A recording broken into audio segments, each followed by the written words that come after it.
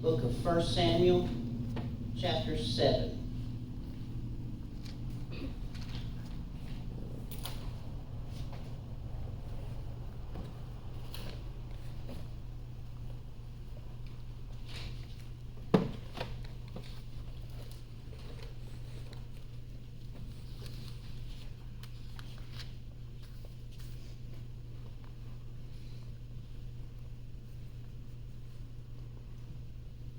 I'm going to start with verse 5. Then Samuel said, "Gather all Israel to Mizpah, and I will pray for you unto the Lord." And they gathered together to Mizpah, and drew water and poured it out for the Lord, and fasted on that day. And said there, "We have sinned against the Lord." And Samuel judged the children of Israel in Mizpah. And when the Philistines heard that the children of Israel were gathered together to Mizpah, the lords of the Philistines went up against Israel. And when the children of Israel heard it, they were afraid of the Philistines. And the children of Israel said to Samuel, "Cease not to cry unto the Lord our God for us, that he will save us out of the hand of the Philistines." And Samuel took a sucking lamb and offered it for a burnt offering, holy unto the Lord. And Samuel cried unto the Lord for Israel, and the Lord heard him.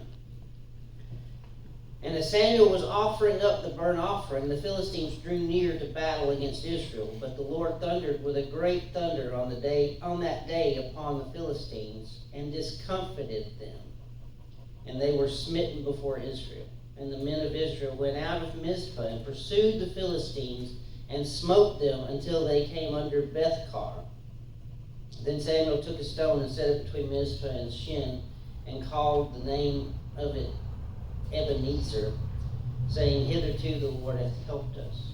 So the Philistines were subdued, and they came no more into the coast of Israel, and the hand of the Lord was against the Philistines all the days of Samuel. And the cities which the Philistines had taken from Israel were restored to Israel, from Ekron even to Gath. And the coast thereof did Israel deliver out of the hands of the Philistines.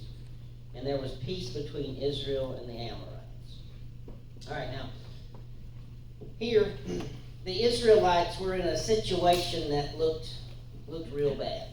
And it looked real bad. They were all gathered in one place, which, if you've ever worked a job, I used to work a job where if all the workers stood together in one place too long, the boss would come along and say, "If I had a grenade, I'd take all y'all out."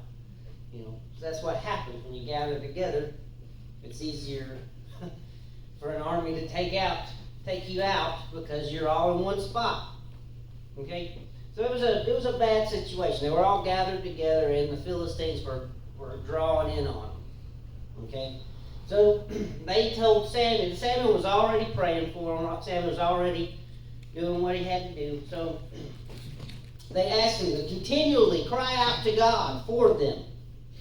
So he took a lamb, and he made sacrifice, and they did all that, and they cried out to God, and it said the Lord heard him. Okay? The Lord heard him. So when the Philistines got close, it says that it thundered. Let's see. When the Philistines drew near to battle against Israel, but the Lord thundered with a great thunder on that day upon the Philistines, and discomfited them. Which means basically that he discouraged them. He made them, it shook them up a little bit. So they were so scared that it said they were smitten. And then the men of Israel came out of Mizpah and pursued them. They chased after them. Okay? And smote them until they came under Bethkar. So God scared them. He discomforted them so bad that where they were running, and the Israelites ran after them and were beating them. We're taking them out all the way to Bethkar. Okay?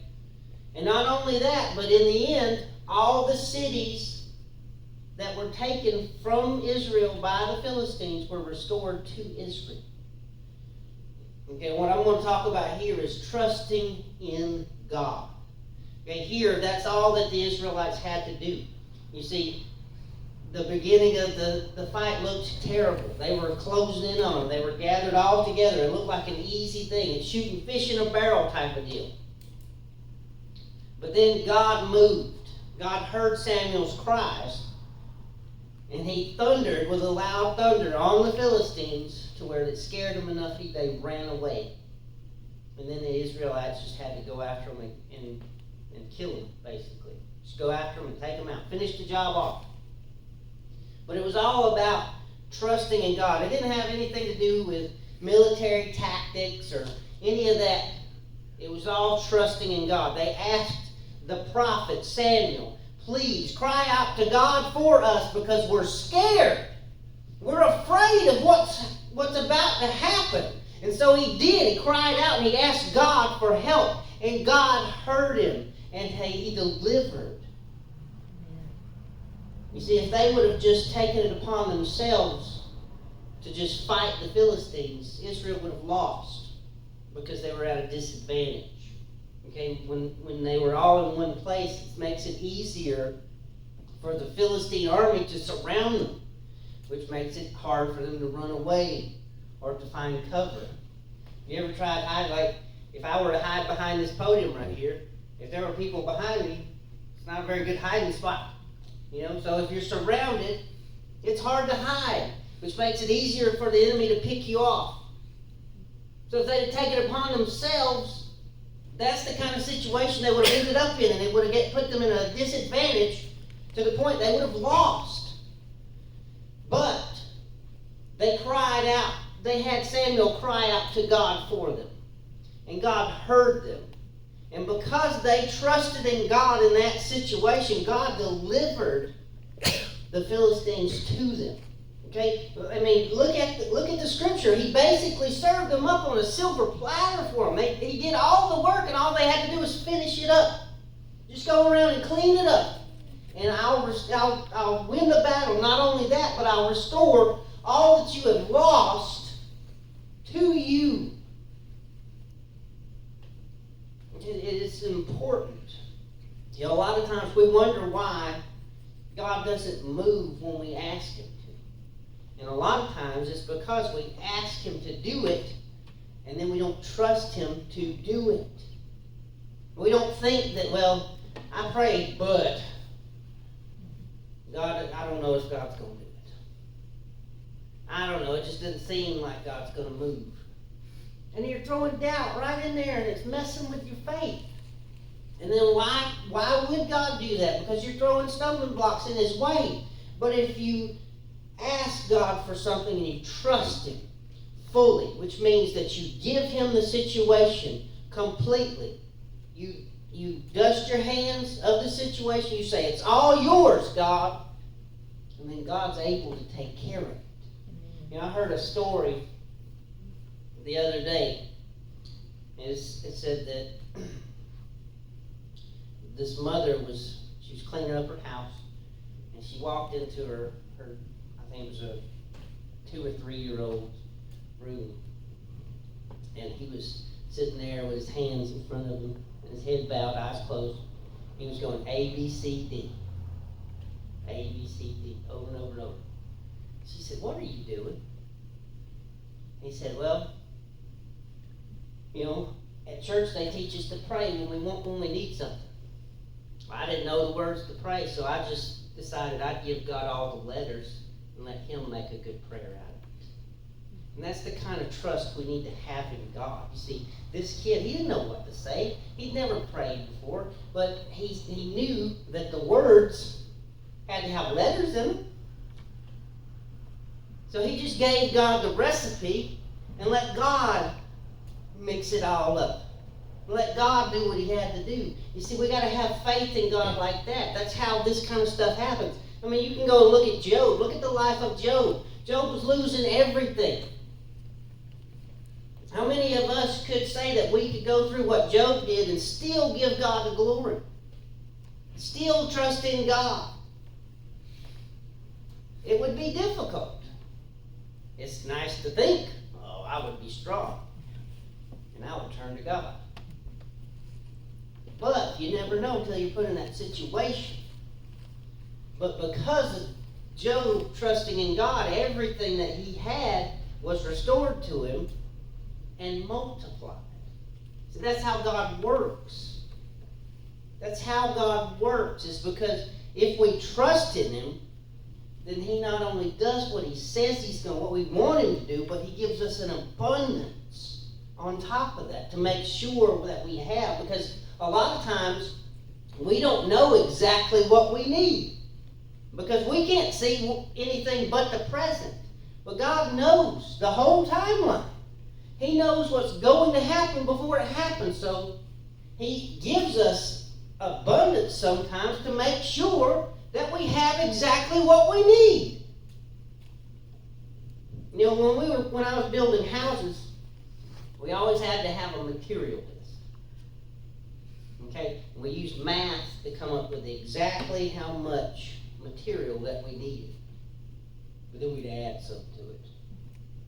Because sometimes things happen that you can't predict. Like a messed up cut, a wrong measurement, something like that is always going to happen. And that extra, you're going to be glad you have it. So that's why God gives an abundance. Because he loves us enough to know that we're going to mess up sometimes. We're going to mess up his perfect plan sometimes, because we're not perfect in our own actions. But he gives us an abundance so that we can still get the job done. See, here, Israel didn't ask for all those cities back. They didn't ask for God to win the war for them. They just said, cry out to God, we need help. We need help. And God gave them an abundance of help. To where all they had to do was chase the Philistines on out of their territory and take back what was theirs. Without God's help, they wouldn't have been able to do that. There would be no possibility that they would have been able to do that. All right. Let's look at the scriptures here a little bit. Okay. It says, when the Philistines heard that the children of Israel gathered together, the midst of the lords of the Philistines went up against Israel. When the children of Israel heard it, they were afraid of the Philistines. Now, we're talking about a whole country, Israel. Okay? We're talking about a lot of people. A lot of people. But they were afraid of the Philistines. And the Philistines didn't bring their whole country. Okay? They were going to war. So the Philistines only brought their army, their military, their soldiers. But the whole of Israel was afraid of the Philistines. Okay? It said, and the children of Israel said to Samuel, cease not to cry out. See, he was already praying. He said, don't stop now. That he will save us out of the hand of the Philistines. You see, God could have just made the Philistines give up, turn around, go home. He didn't do that. You see, if he'd have did that, the Israelites would have been saved, but that would have been it. Their lives would have been saved, but it's it. They would have kept the cities that were taken from Israel. Now that wouldn't have been right. That wouldn't have been right. But, see, God saw fit to provide for the Israelites. So, he made an offering. Samuel cried unto the Lord for Israel. See, they had already been fasting for their sins. Now he's made a sacrifice and cried out unto the Lord, and he heard him. Okay? It says, when the Philistines drew near to the battle against Israel, but the Lord thundered with a great thunder on that day upon the Philistines and discomfited them, and they were smitten before Israel. Okay, now, it says they were smitten before Israel, which means that Israel was able to see it. You see, when you put your trust in God, He'll move so you can see it. Okay?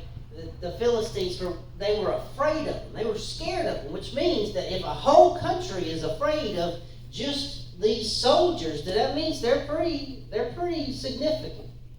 They're going to be pretty mighty soldiers. But they were able to see God defeat them in battle. You see, they were smitten before Israel. And the men of Israel, you see, they were afraid before, but now that God moved, it's done changed. It's done changed. So now, and the men of Israel went out of Mizpah and pursued the Philistines and smote them until they came unto Bethkar. So they ran them down. They were so confident after God moved that they ran them down and defeated them as they were running.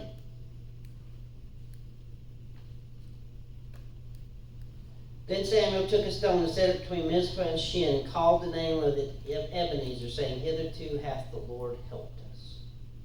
See, a lot of times we forget to give God the glory after He works. We say to ourselves, well, thank you, Jesus, and we just go on about our business. See, here, they set up a memorial where every time they went through that area and they saw that, they remember. It's called Ebenezer, for God hath helped us. This is the memorial to remember, to give God the glory and the thanks and the praise that we trusted Him. We fully trusted Him this day, and He moved for us. He helped us. He smote the Philistines for us. You see, we've got to start doing that. If you got to set up something, put something in your pocket. Say, remember, God helped me on this day. And give God praise every time you see it. You see, that's why we testify. That's why we do that. Because a lot of times we forget to do it out in the world, so we got to do it sometime. But we testify. We tell people what God did. And we give God the praise and the honor and the glory so that, you see, if other countries would have heard about this, guess what they would have said? Israel beat the Philistines. Israel was so mighty on this day that they beat the Philistines. They were all gathered in one place. It looked bad for them, but they beat them somehow. It's crazy. I mean, you know how it is. We as men, we talk about this kind of stuff when it's football season. Right now, it's football season. And at work, that's almost all they talk about. That's almost all they talk about. Is when one team beats another, that's, whoa, did you see that game? So-and-so beat so-and-so. But here, they put up the memorial so that no one would say, oh, Israel was so mighty. No, it wasn't Israel. God moved. God was the mighty one. God was the one that beat the Philistines for Israel. Because the only thing that Israel had to do was make that prayer. Cry out to God. Let their need be known and then trust in God fully. They had no choice. They had no choice. It was either fight and be killed or give all your trust to God. But they trusted in God. And He came through. More than what they needed in an abundance. Yeah. You see, if we can do that, God will do that for us too. Because He's no respecter of person. He's not going to do it for Israel and not do it for me. He's not going to do it for Israel and not do it for you. But it's all about trusting in God. That's where our faith comes in. If you put your faith in a rope bridge, that means you think that you know that it's going to hold you up if you cross it. I don't like rope bridges, but that's the whole thing about it. And when you trust in it, you put all your weight on it, and it holds you up. For the most part. And that's faith. You put your faith into things like that. And these are things that deteriorate and rot and fall apart. We put our faith in these things. God is eternal. God is all-knowing. God is all-powerful. And yet we have a hard time putting our faith in it. He spoke the universe into existence. And we have a hard time allowing Him to take our situations from us. But if we trust Him fully, then He'll move in an abundance for us, so that not only will we get what we need, but more than that, just in case something pops up. Just in case, because we don't know what's going to happen. God does. God knows. So when you get that abundance, don't do like we try to do when somebody gives us more than what we ask for on earth. We say, I can't take that. That's too much. Don't do that. Say, thank you, Jesus, and trust that He knows better than you. So trust that He knows you're going to need it. And if you don't need it, guess what? You can use that in abundance to bless someone else. That's just how it works. That's just how it works. But it's all about trusting fully in God. Just like the little boy. He didn't know what to say in that prayer. But in his imagination, he came up with the idea that he'll just give God all the ingredients, all the letters that would make up the words in his prayer. And he trusted fully in God to put a good prayer together for him. You see, if we can do that, God will. And He'll provide for us. And He'll see our needs. And He'll do what He needs to do to help us. See, God didn't just deliver Israel out of the hand of the Philistines. He could have done that. He could have made them disappear right there, appear over here. But they would have given up that land. They would have given up that area that they were occupying. They would have, it would have been a loss. It would have. They'd have been back to square one, trying to find somewhere else to live. God didn't want that for them. So guess what? He smote the Philistines in front of them. And then they cleaned up and took back everything that was taken from them. So not only did He save them from the Philistines, but He restored everything back to them. You see, when the enemy comes and takes things from us, a lot of times we get discouraged. That's a big discouragement. Start losing ground. And it's easy to just give up when that kind of stuff happens. See, Israel had already lost all those cities, all that land to the Philistines. It would have been real easy for them to get discouraged, lose their faith in God, and just lay down and die. A lot of times that's what we do. We get discouraged because we see the enemy take so much from us. But just like what we have to do with some of our plants, sometimes you got to prune it a little bit. And that plant loses a little bit of itself. Okay? But then guess what happens? It comes back bushier. More potential to produce more fruit. More potential to gather more nutrients. More potential to grow stronger because of that pruning. You see, sometimes God allows us to go through certain situations and to lose certain things because He's pruning us. But then when we cry out to Him and we put our full trust in Him and realize that His process has a purpose, then we end up like the Israelites. Yeah, they lost a little bit, but they still trusted Him enough to cry out to Him and ask Him for help and put their full trust into Him. Guess what? They were restored. Everything was given back.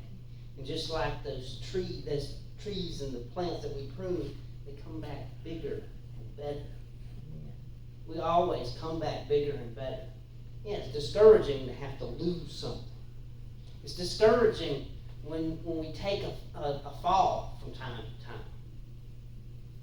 But it's always best. It's always better when God comes and picks us up and restores us to where we were and then makes us better. See, that's how it all works. That's how it always works. To be better, you have to go through things. When you're trying to get better at something. I play basketball. To get better at basketball, they used to put us in that gym, and we ran laps, we ran drills. By the time I came out of there, I was panting like a dog, and I could barely walk. My feet were sore.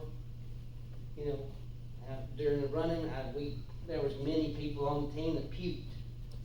It was horrible, absolutely terrible. But that's only if you focus on that.